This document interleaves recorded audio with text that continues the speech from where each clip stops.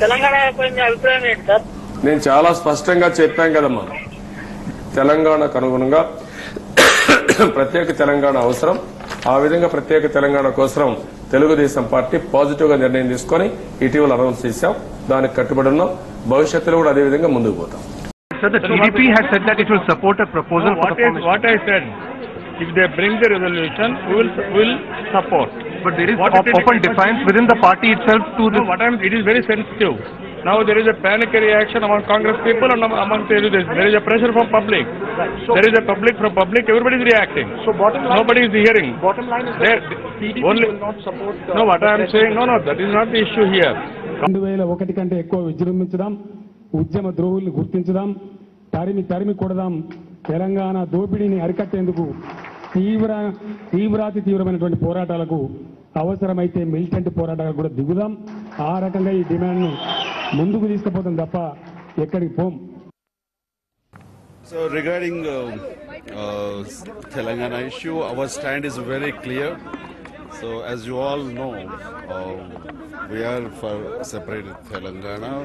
We didn't expect so much of euphoria will come for pro-united Andhra Pradesh.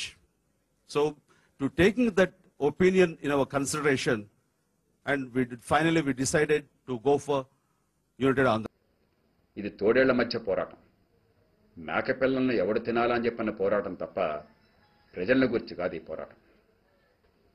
రాజకీయ పార్టీలు మనసులో ఒకటి, బయట ఒకటి, ఆలోచించేదొకటి, చెప్పేదొకటి.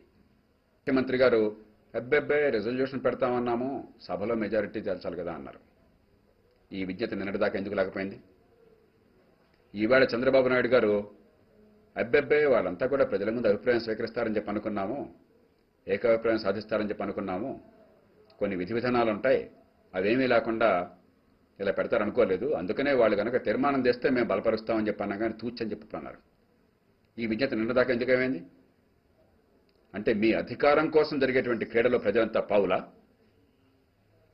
రాష్ట్ర ప్రయోజనాలు, ప్రజల ప్రయోజనాల కోసం కాకుండా కేవలం మీకోసం ప్రజల్ని కట్టుబానిసలు చేస్తున్నారన్న విషయం నగ్నంగా బట్టబయలైంది, నిర్ద్వంద్వంగా బట్టబయలైంది. ఈలోగా అన్ని ప్రాంతాల ప్రజల్ని దయచేసి ఉద్రేకానికి లోను కావద్దు. మనందరం ఒకే దేశంలో పౌరులం, ఒకే భాష మాట్లాడేవాళ్ళం, అన్నదమ్ములం, అక్క చెల్లెళ్ళం. మన భవిష్యత్తుని మనం ఉమ్మడిగా రూపొందించుకోగలం. రాజకీయ పార్టీలకు కట్టుబానిసలుగా ఉండటం కాకుండా, ఉద్రేకానికో, ద్వేషానికో, మాత్సరానికో లోను కావడం కాకుండా, ఈ దేశ ప్రయోజనం, ఈ రాష్ట్ర ప్రయోజనం, మన బిడ్డల ప్రయోజనాలు, వాటి కోసం మనం బతుకుతున్నాం. కానీ రాజకీయ పార్టీల చేతుల్లో మనం బంతులుగా లేం. వాళ్ళు ఆడే ఆటల్లో మన ఆట వస్తువులం కాదు. మన జీవితాలు వాళ్ళకి పణంగా పెట్టడంలా. మన కోసం పార్టీలు ఉన్నాయి కానీ పార్టీల కోసం మనం లేం. మన జీవితాలను వాళ్ళ కోసం పణంగా పెట్టద్దు.